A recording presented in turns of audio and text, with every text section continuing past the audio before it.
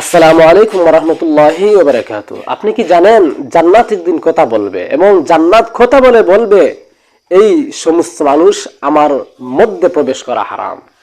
এমন একটি হাদিস হযরত আব্দুল্লাহ ইবনে আব্বাস রাদিয়াল্লাহু তাআলা আনহু বলেন, নবী করিম সাল্লাল্লাহু আলাইহি সাল্লাম বলেছেন, আল্লাহ পাক রব্বুল আলামিন জান্নাত নামক অর্থাৎ জান্নাতে আদ নামক একটি জান্নাত সৃষ্টি করেছেন। ওই জান্নাতের মধ্যে এমন জিনিস আল্লাহ পাক রব্বুল আলামিন সৃষ্টি করেছেন যা আমরা কখনো দেখি নাই, আমাদের কান শুনে নাই, এমনকি আমাদের অন্তর দিয়ে আমাদের মন দিয়ে চিন্তা করতে পারি নাই। এমন নিয়ামত আল্লাহ পাক রব্বুল আলামিন এই জান্নাতের মধ্যে সৃষ্টি করে রেখেছেন। আল্লাহ পাক রব্বুল আলামিন এই জান্নাতকে বলবেন, ও জান্নাত তুমি কথা বলো। তখন জান্নাতে আদ নামক যে বেহেশত, এই জান্নাত কথা বলবে এবং কোরআনের একটি আয়াত 3 বার পাঠ করবে। সেই আয়াতটি হচ্ছে কাদ আফলাহাল মুমিনুন, কাদ আফলাহাল মুমিনুন, কাদ আফলাহাল মুমিনুন, যার অর্থ হচ্ছে মুমিনগণ সফলকাম, মুমিনগণ সফলকাম। এর অর্থ হচ্ছে এটা। অতএব এই জান্নাত যখন কথা বলবে তখন বলবে আমার মধ্যে 3 ধরনের মানুষ প্রবেশ করা হারাম।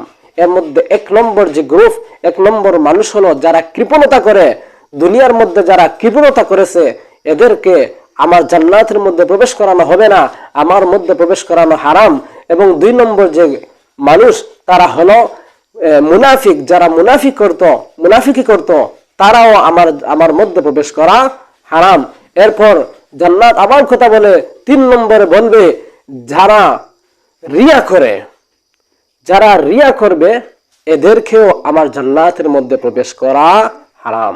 তাহলে আমরা 3 ধরনের মানুষ পেলাম। 1 নম্বর হলো রিয়া, 2 নম্বর হলো যারা মুনাফিকি করে, এবং 3 নম্বর যেটা সেটি হলো, অতএব আমরা 3 ধরনের গ্রুপ পেলাম। 1 নম্বর হলো কৃপণ, যারা কৃপণতা করবে তারা জান্নাতে প্রবেশ করতে পারবে না। 2 নম্বর হলো যারা মুনাফিকি করবে, মুনাফিক যারা, এরাও জান্নাতে প্রবেশ করতে পারবে না।